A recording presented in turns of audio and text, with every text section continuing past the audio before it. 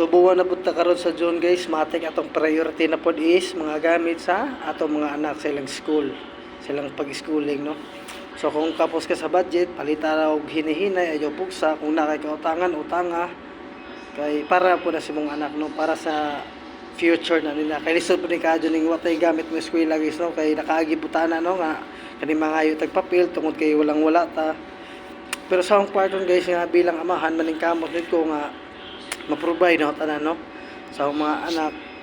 Kaya syempre halos kitang tanan pare-pares man tawag mindset no nga ingon ana no. So ang ato radyong buhaton na sa ginikanan isa to silang i-guide no.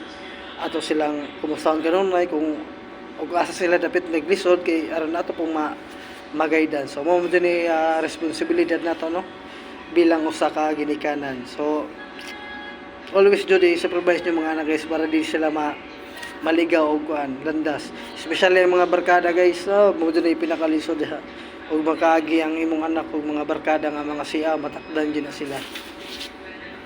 So maro to guys, ingat.